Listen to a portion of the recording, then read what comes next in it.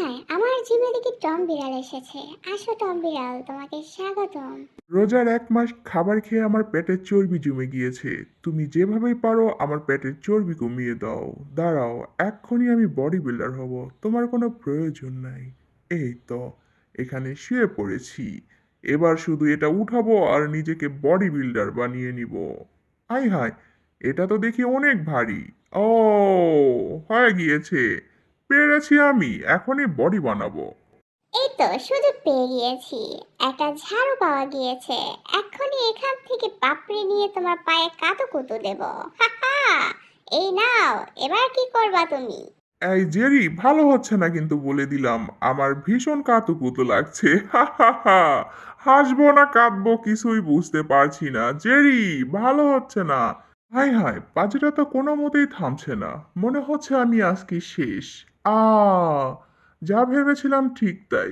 বুকের হাড় হাড্ডি সব ভেঙে গিয়েছে। হাই হাই, কি হচ্ছে কি এসব আমার সঙ্গে? মনে হচ্ছে রোলার মেশিন আমার উপর দিয়ে যাচ্ছে, পুরো শরীর চ্যাপ্টা বানিয়ে দিয়েছে।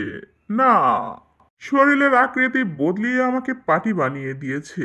না, এভাবে চললে বেশি দিন আর বাঁচতে পারবো না। এবার একটু উঠে দাঁড়ানোর চেষ্টা করি।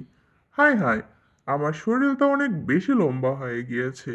দাঁড়াও, এক্ষুনি শরীরটাকে ঠিক করতে হবে, নইলে এভাবে বেশিক্ষণ চলতে পারবো না। বোকাটা আমাকে কিছুই করতে পারবে না।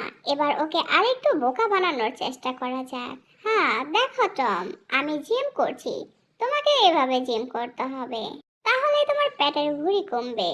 অনেক বেশি ভারী এটা, আমি অনেক কষ্ট করে জিম করছি। হাই হাই, জেরি দেখে আমার আগে চিকন হয়ে যাবে, মানে বডি বিল্ডার হয়ে যাবে। এটা তোলা তো আমার এক আঙুলের বিষয়। হাই হাই, এটা তো দেখি 10 কেজি ওজনের। যাই হোক, এটা তো আমার কাছে কোনো ব্যাপারই না। দেখো, আমার মাসেল দেখলে তো তুমি জ্ঞান হারাই ফেলবা। দেখেছো আমার কত ভালো মাসেল? শুধু ভুঁড়িটাই একটু বেড়েছে। হা হা হা। দেখো, ওটা আমার কাছে দাও। এবার দেখবা আমি এটা আমার এক আঙুল দিয়ে উঠাইতে পারবো। এই যে টম, তুমি এত বড় শরীর নিয়ে এটা উঠাবা কেন? যদি সাহস থাকে তাহলে ওটা উঠাই দেখো। যাও টম, পারলে ওটা উঠাও, এবার তো তোমার মৃত্যু নিশ্চিত। পাজিটা আমাকে চ্যালেঞ্জ করেছে, চ্যালেঞ্জ আমি অ্যাকসেপ্ট করলাম। এক্ষুনি আমি এটা এক চুটকি দিয়ে উঠিয়ে দেখাবো। এটা তো আমার কাছে ডাল ভাতের মতো ব্যাপার। হাই হাই, এটা তো কিছুতেই উঠাতে পারছি না। উঠাবো কি? নাড়াতেই তো পারছি না।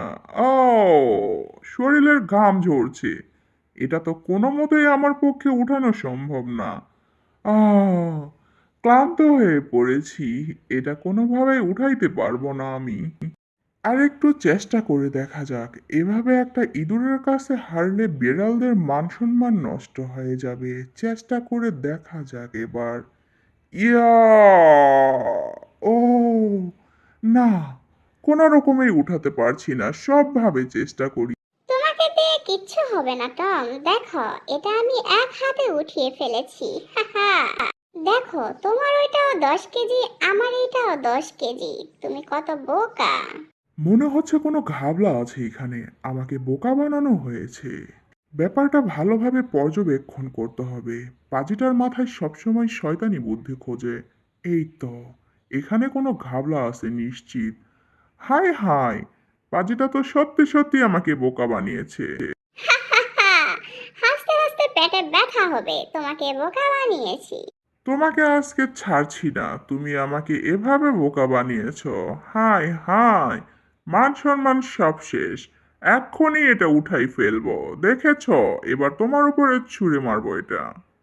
হাই হাই, টমটা কি করছে কি? এটা আমার মাথায় পড়লে তো মাথা ফেটে যাবে।